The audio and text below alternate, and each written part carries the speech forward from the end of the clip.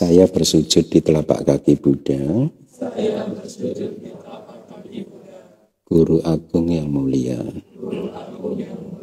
Saya memuliakan dhammanya yang sejati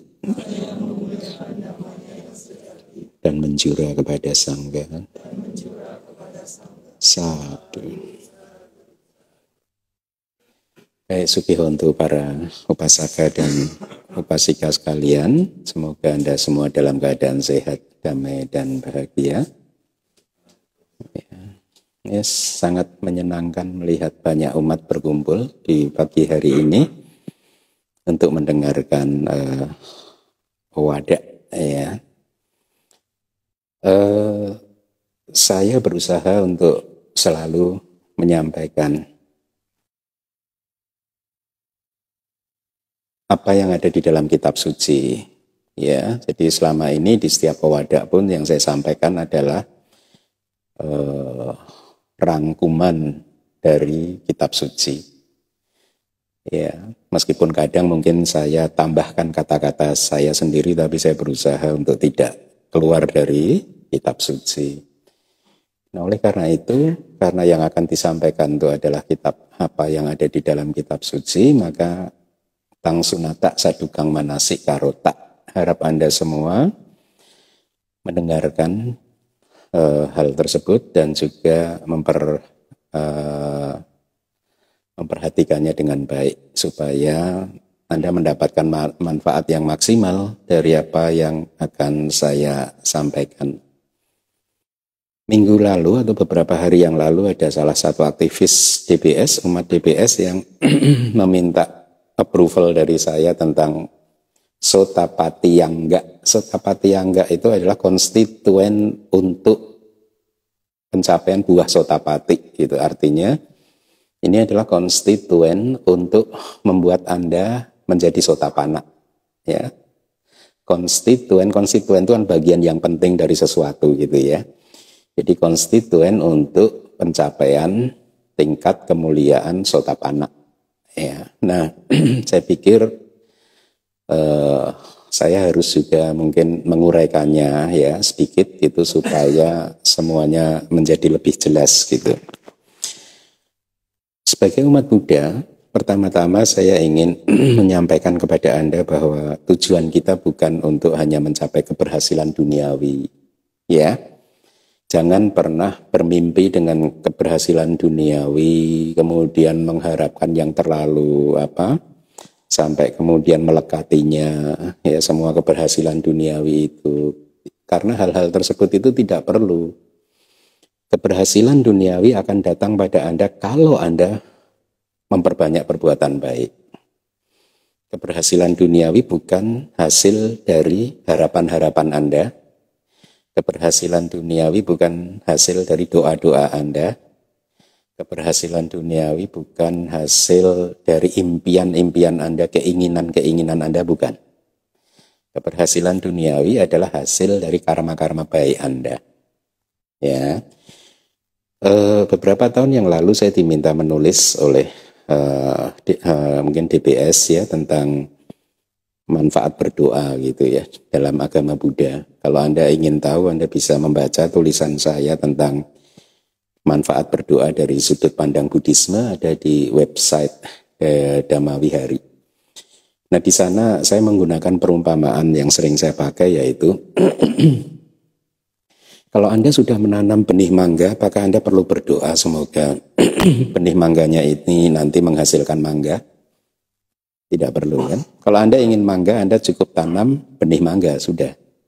Ya, tidak perlu setiap hari berdoa, karena berdoa kadang bisa mengacaukan proses kematangan dari benih mangga tadi untuk menjadi buah mangga. Kenapa? Karena seringkali berdoa diikuti dengan nafsu-nafsu keinginan yang merupakan kilesa.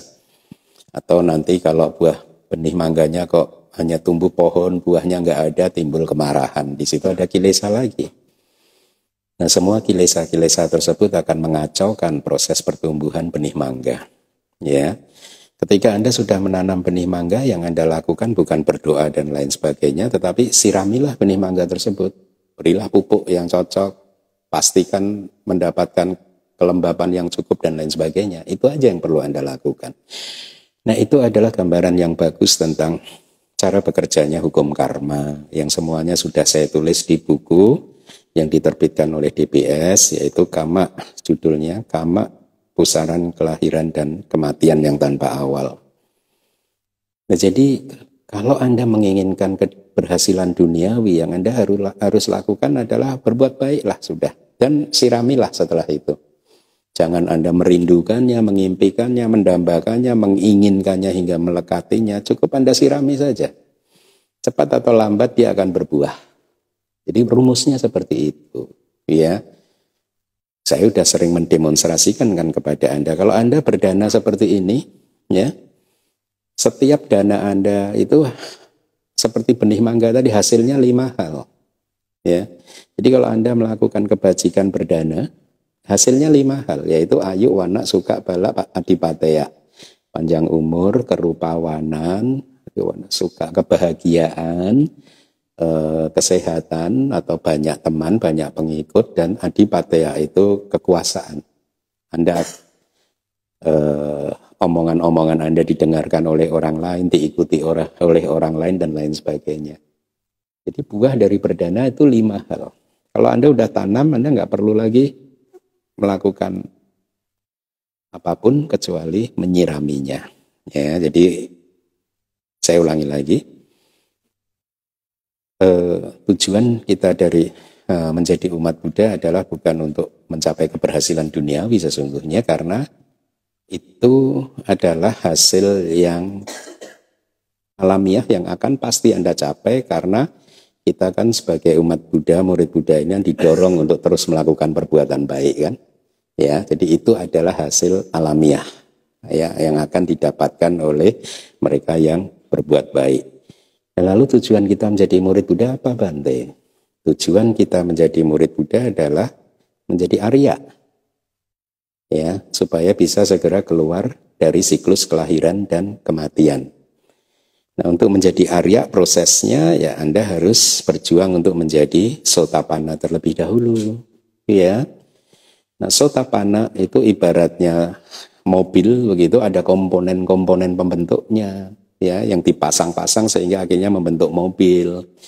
Nah, komponen Sotapanna atau angga bahasa Palinya yang biasa diterjemahkan sebagai constituent atau konstituen bahasa Indonesianya itu ada 4. Ya, jadi kalau Anda ingin menjadi Sotapanna, 4 konstituen ini harus Anda wujudkan. Yang pertama adalah Sapurisa Sangsewa. Sapurisa Sangsewa itu association atau pergaulan dengan Sapurisa. Sapurisa itu adalah manusia yang berbudi. Jadi yang pertama konstituen untuk menjadi Sotapanna adalah Anda harus bergaul dengan manusia yang berbudi. Nanti akan saya uraikan. Yang kedua adalah Saddhamma Sawanang. Saddhamma Sawanang itu adalah pendengaran dhamma yang sejati, yang sesuai kitab suci. Itu konstituen keduanya. Konstituen yang ketiga Yoniso Manasikara, yaitu perhatian yang bijaksana. Konstituen yang keempat Dhamma Anudhamma Patipada, artinya praktek atau latihan yang sesuai dengan dhamma, artinya sesuai dengan ajaran. Atau dijelaskan ini adalah praktek yang kondusif untuk pencapaian magga dan pala. Nah, jadi Sotapanna mempunyai 4 konstituen ini. Anda harus penuhi nih semua konstituennya. Ya, 4 ini. Sekarang saya akan uraikan. Yang pertama adalah tadi Sapurisa Sangsewa. Pergaulan, asosiasi ya, dengan individu atau manusia yang berbudi. Di dalam kitab kita seringkali manusia yang berbudi itu dijelaskan sebagai Arya sebenarnya, tetapi juga ada makna lain yang akan saya sampaikan nanti ya. Jadi tentu saja bergaul dengan manusia yang berbudi yang tertinggi adalah kalau kita bisa berdekatan dengan Buddha ya. Buddha adalah puncak dari manusia yang paling berbudi di muka bumi ini, ya. Nah, tetapi kan sekarang Buddha sudah parinibbana. Kalau Buddha sudah parinibbana, lalu siapa nih Bante yang kita bisa dekati? Kitab kita para Sayadaw mengajarkan kalau karena Buddha sudah parinibbana, ya kita berjuang untuk berasosiasi dekat dengan arahanta, ya bergaul ya dekat dengan arahanta. Tapi kan susah Bante mencari arahanta. Ya susah bukan berarti tidak ada sebenarnya kan. Ada, saya masih percaya di muka bumi ini masih ada arahanta gitu. Ya, tapi apapun yang ingin saya sampaikan, kalau Anda tidak menemukan arahanta, lalu bagaimana memenuhi konstituen yang pertama? Ya, Anda harus bergaul dengan anagami yang bawahnya. Kalau ini juga tidak ada, bagaimana? Ya, sakadagami ya tadi ya. Sakadagami, anagami benar. Kemudian yang kalau nggak ada, ya ke bawah lagi, yaitu sakadagami. Kalau nggak ada lagi, sotapana. Anda harus bergaul dengan sotapana, dekat-dekat dengan sotapana, gitu. Tapi Bante kalau nggak ada, Bante susah kan mengetahui siapa yang sudah jadi sotapana dan lain sebagainya. Kalau tidak ada, maka dengarkan. Sayadaw di Myanmar mengajarkan kepada kita, bergaullah, mendekatlah, berasosiasi, atau ya, itu dengan mereka yang menguasai 5 nikaya Tripitaka. Ya, itu kata Sayadaw. Kalau mereka yang menguasai 5 nikaya tidak ada, ya bergaullah dengan mereka yang menguasai 4 nikaya. Ini repotnya kalau di Indonesia saya rasa nggak ada nih. Tapi kalau di Myanmar banyak. Mereka yang hafal 5 nikaya ya. Terus hafal 4 nikaya, hafal 3 nikaya itu banyak di Myanmar. Karena emang sistem pendidikan kebikuan di sana udah bagus sekali gitu. Makanya mereka memberikan gelar nih Bante yang hafal 5 nikaya itu gelarnya khusus. Nanti yang hafal 4 nikaya ada gelarnya dan seterusnya gitu. Nah jadi Sayadaw mengajarkan kepada kita semua kalau tidak bisa menemukan sotapana, maka Anda harus mendekat kepada biku yang paham 5 nikaya. Kalau ini juga nggak ada, Sayadaw mengajarkan 4 nikaya. Kalau ini lagi nggak ada, 3 nikaya. Kalau ini lagi nggak ada, 2 nikaya. Kalau ini lagi nggak ada, 1 nikaya. Kalau ini nggak ada, ya mendekatlah kepada mereka yang mengajarkan kepada Anda kitab suci tersebut. Kenapa? Karena Buddha ketika hendak parinibbana tidak menunjuk penerus beliau, melainkan Buddha menunjuk Yoko Ananda Mayada Mocak Winayo Cak Desito Panyato Mama Sowo Mama Cayena Sadhati. Jadi wahai Ananda, ya, segala sesuatu yang sudah dhamma apapun yang sudah aku ajarkan, winaya apapun yang sudah aku ajarkan, setelah aku parinibbana nanti itu yang akan menjadi guru kamu. Jadi artinya Buddha menunjuk Tripitaka dan kitab komentar itu sebagai guru kita.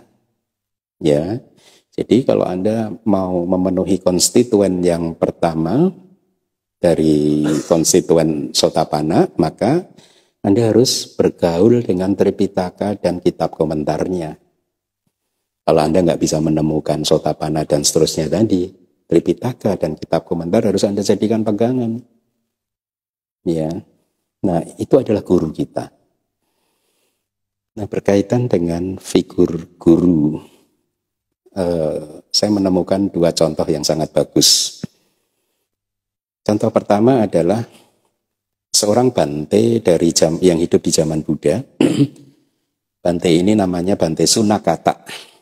Ya.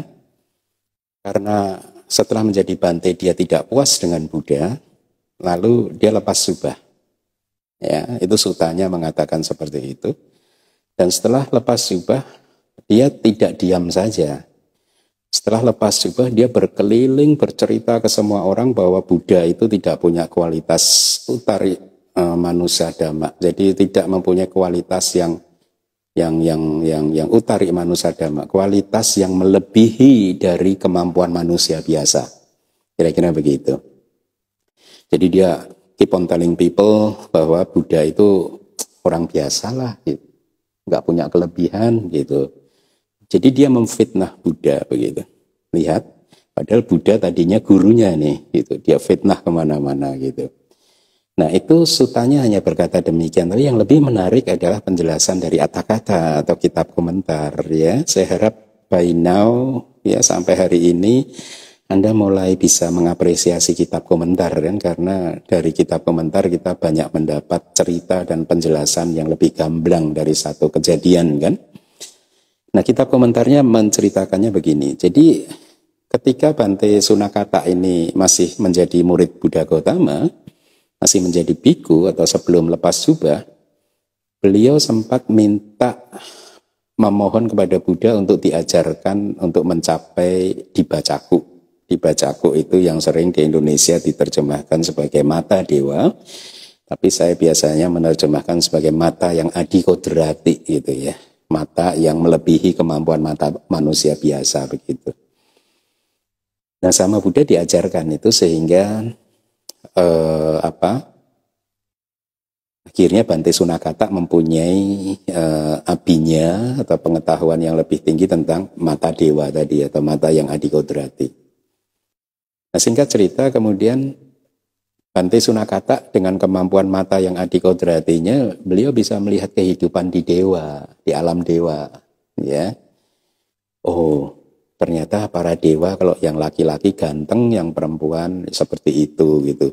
Dia bisa memperhatikan detailnya para dewa dan dewi di surga. Dan yang menarik di kitab komentar dijelaskan bahwa dia bisa melihat bahwa setiap dewa itu mulutnya bergerak-gerak gitu. Tapi kok dia nggak bisa mendengar suaranya, gitu ya. Dia nggak bisa mendengar suara, dia hanya melihat saja gitu. Nah akhirnya di hari yang berbeda, Bante Sunakata memohon kepada Buddha untuk diajarkan telinga dewa atau telinga yang adikodrati supaya bisa mendengar itu, gitu, ya, supaya bisa mendengar percakapan para dewa. Tetapi kali ini Buddha tidak bersedia mengajarkannya. Nah, Bante Sunakata salah paham, dia nggak percaya bahwa makanya kalau kepada guru itu. Saya dulu ketika masih berguru di Myanmar selalu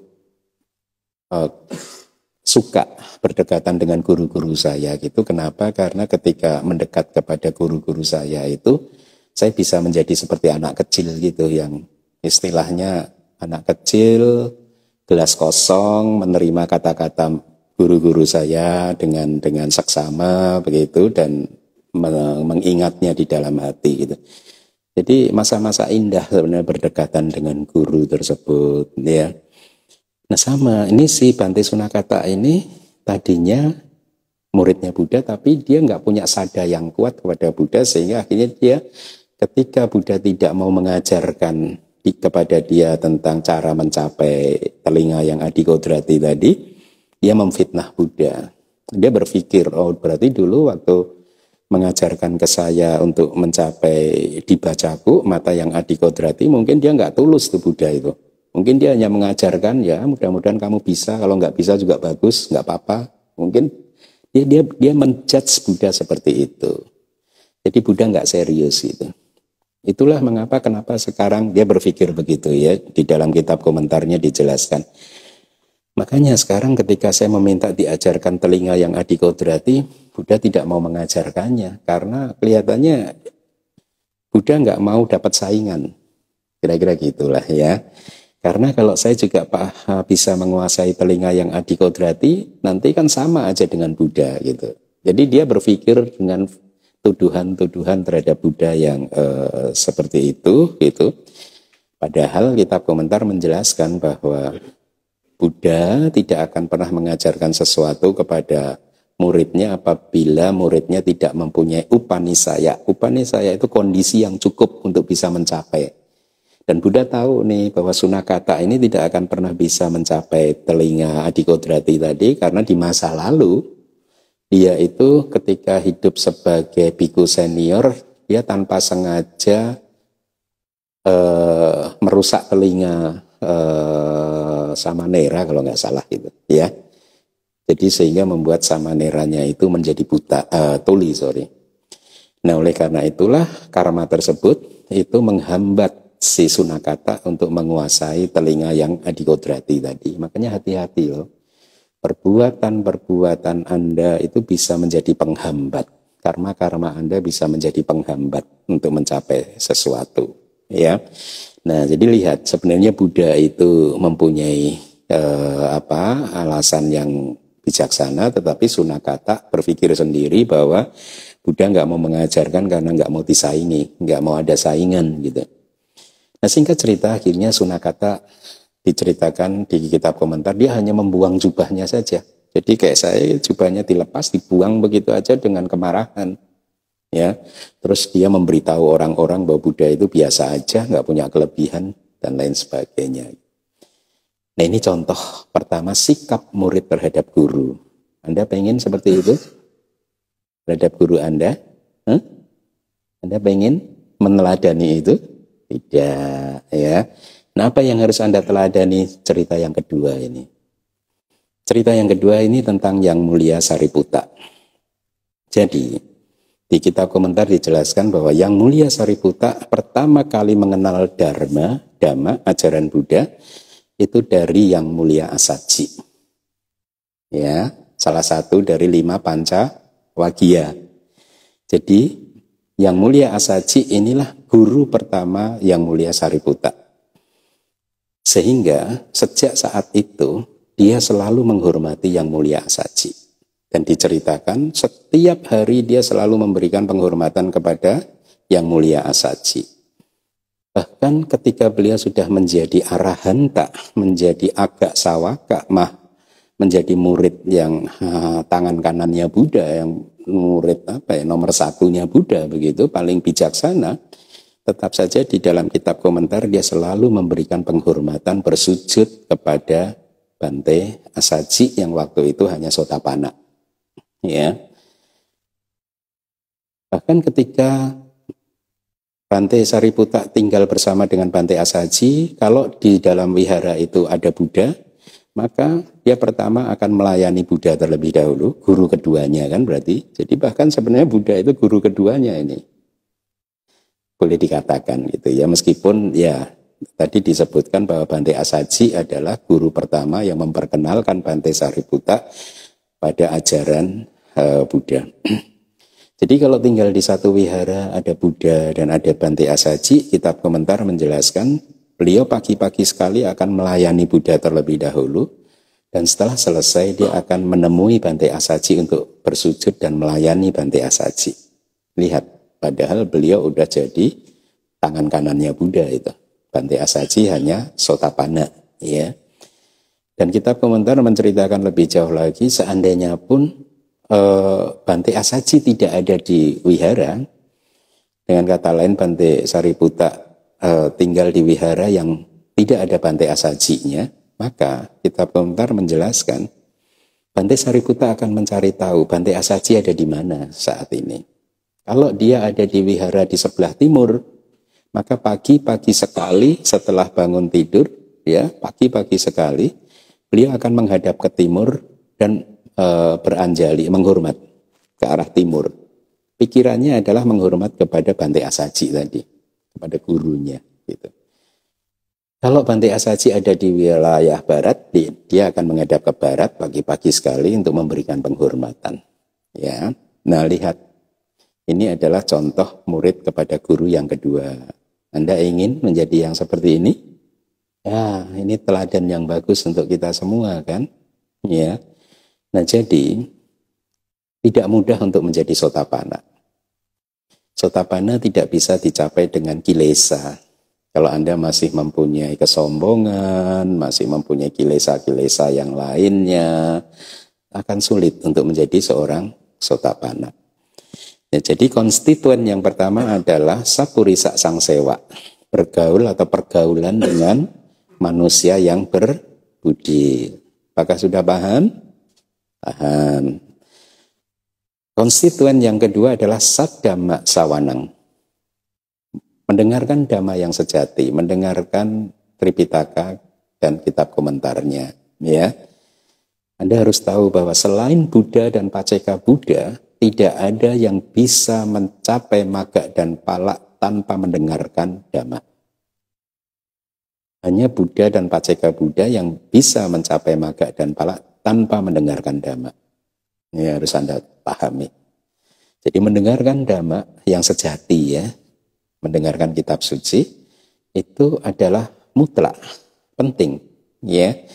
Tidak hanya manfaatnya besar seperti yang di awal kelas selalu saya sampaikan ya, Anda akan menanam 2160 triliun benih karma baik, tetapi lebih dari itu mendengarkan dhamma yang sejati itu menjadi konstituen kedua bagi Anda untuk bisa mencapai tingkat kemuliaan sotapanna. Ya. Karena dari dhamma inilah Anda akan tumbuh dan berkembang. Betul tidak sih? Ya. Saya banyak menyaksikan dari umat-umat di DBS ini bagaimana dulu ketika pertama kali kenal gitu nggak tahu apa-apa, nggak punya pengetahuan apa-apa. Sekarang sudah banyak pengetahuan. Kebetulan ada Bu Vero. Bu Vero juga pernah menyampaikan kan. Bu Vero ini saya kenal Bu Vero ini udah 10-11 tahun kali ya Bu ya. Dari 2011 ya. Ya, kalau boleh dikatakan frankly speaking pada waktu 2011 Bu Vero pengetahuannya juga mungkin minim itu waktu itu. Ada Bu Vero itu. Nah, sekarang udah berkembang. Kenapa? Karena selalu mendengarkan saddhamma. Dhamma yang sejati, dhamma yang ada di kitab suci. Ya, maka Anda harus tekun mendengarkan dhamma tersebut, ya. Butuh proses semuanya, butuh proses ya, tetapi daripada di rumah hanya melamun memunculkan kilesa, lebih baik 2 jam mendengarkan dhamma. Ya, kalau nggak mendengarkan dhamma, nanti kilesa Anda muncul malah. Seperti yang tadi sudah saya katakan, sotapanna tidak bisa dicapai dengan kilesa. Ya, maka Anda harus melatih batin Anda sedemikian rupa supaya terbiasa berada dalam keadaan yang kusala, yang baik. Harus dibiasakan untuk berada dalam keadaan yang baik, yang kusala. Ya.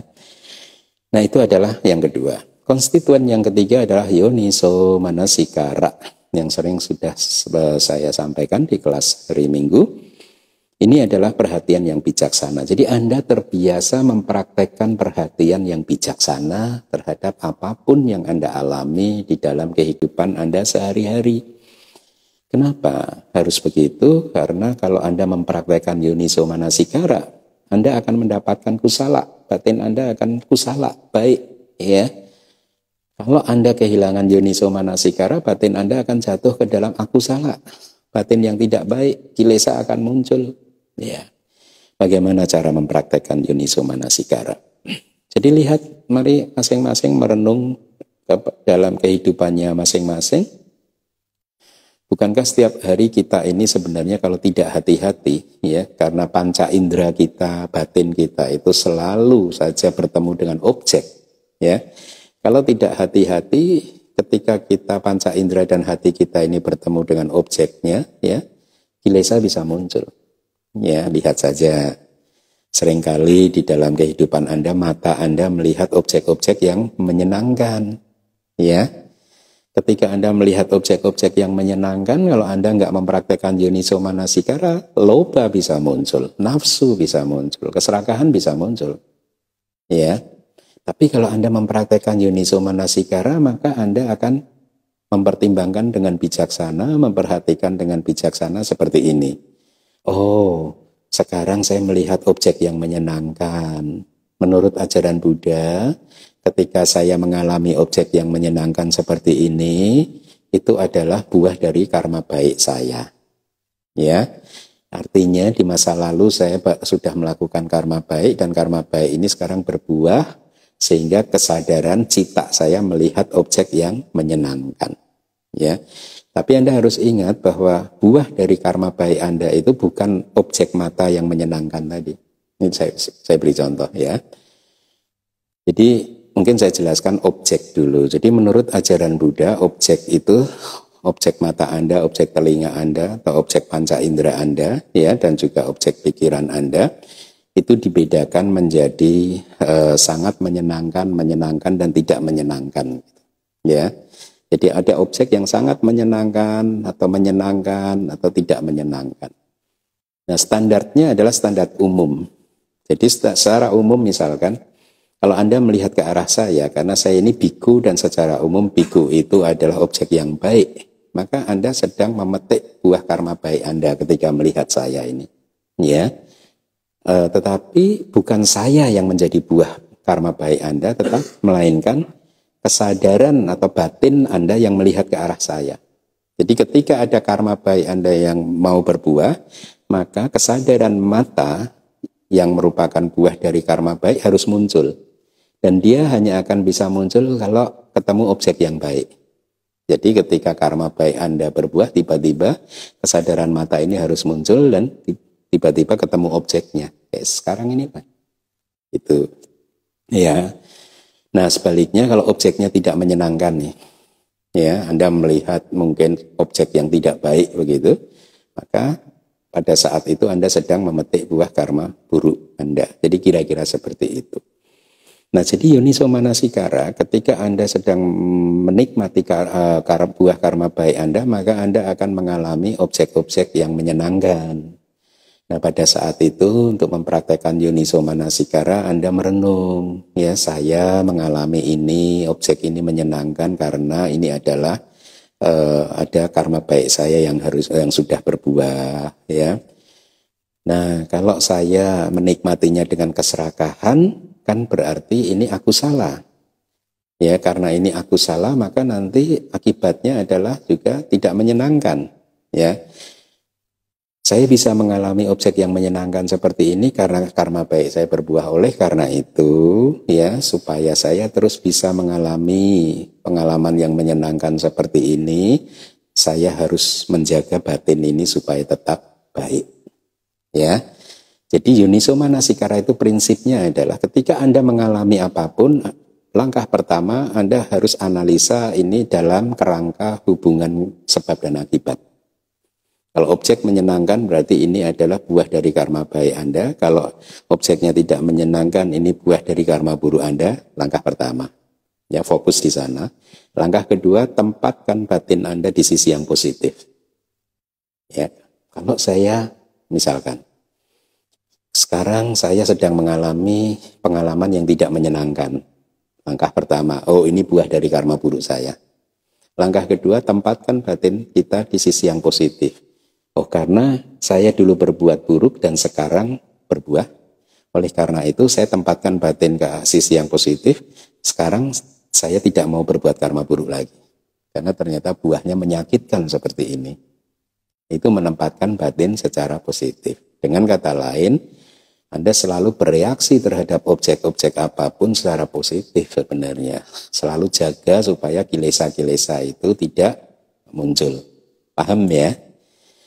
Nah itu adalah yoniso manasikara. Kemudian yang terakhir, dhamma anudhamma patipada. Praktek dhamma yang sesuai dengan dhamma.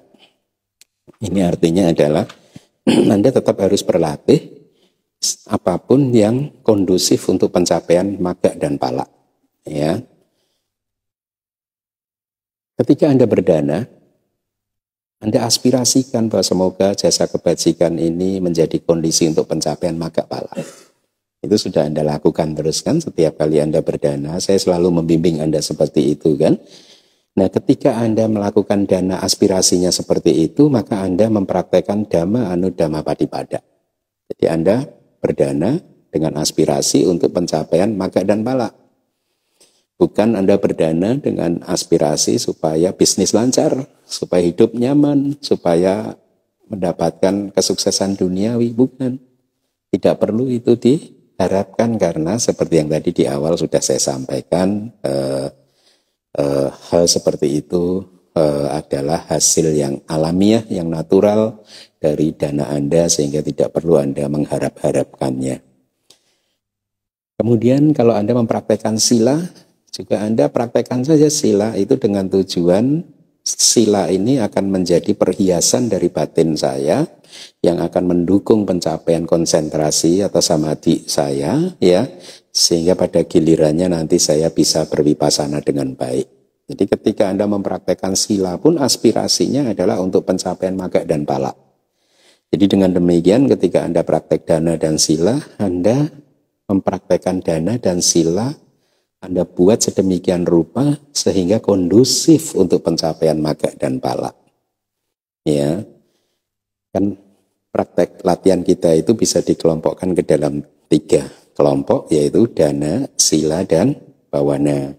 Tadi dana Anda aspirasikan untuk pencapaian maga dan pala, sila juga Anda aspirasikan untuk pencapaian maga pala, bawana ya, yaitu bawana di sini samatha dan vipassana. Anda berjuang melalui meditasi Anda untuk mencapai sotapati maga dan sotapati pala, ya, jalan sotapati dan maga sotapati, ya.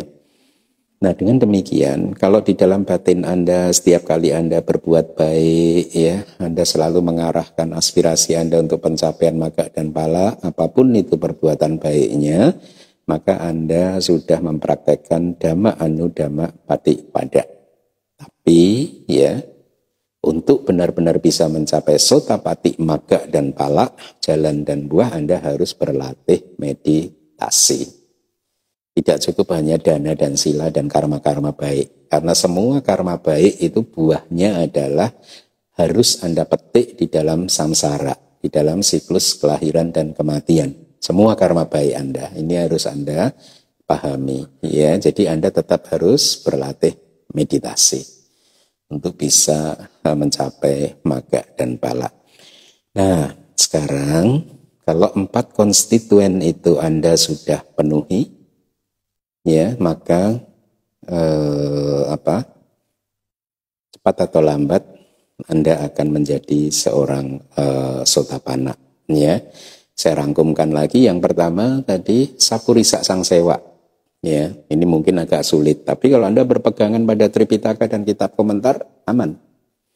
Kalau Anda hanya berpegangan pada kata-katanya Bhante Keminda, belum tentu kata-katanya Bhante Keminda itu adalah kata-kata yang sesuai dengan ajaran Buddha, kan? Maka pegang aja Tripitaka dan kitab komentar. Maka dengan demikian konstituen yang pertama Anda dapatkan. Ya, Saddhamma Sawanang harusnya Anda dapatkan sudah. Ya. Yuniso Manasikara. Nah, ini jadikan gaya hidup Anda. Anda harus menjadikan Yuniso Manasikara sebagai gaya hidup Anda yang Anda praktekkan senantiasa di dalam kehidupan sehari-hari. Dengan 2 langkah tadi. Langkah pertama, selalu sadari bahwa apapun yang kita alami itu berada dalam kerangka hubungan sebab dan akibat, ya. Langkah kedua, tempatkan batin kita di sisi positif, ya. Jadi selalu menjaga batin supaya positif, bebas dari kilesa. Yuniso Manasikara Anda harus berjuang, ya. Kemudian yang terakhir adalah dhamma anudhamma patipada. Ya, artinya bermeditasi. Ya, Anda harus bermeditasi. Nah, ini juga Anda harus tekadkan supaya bisa ikut retret meditasi. Baik, demikian para upasaka dan upasika sekalian. Semoga apa yang saya sampaikan bisa menginspirasi Anda untuk terus maju di dalam jalur ajaran Buddha yang sesuai dengan kitab suci, dan semoga cepat atau lambat di kelahiran yang manapun Anda bisa keluar dari siklus kelahiran dan kematian yang penuh dengan penderitaan ini. Terima kasih.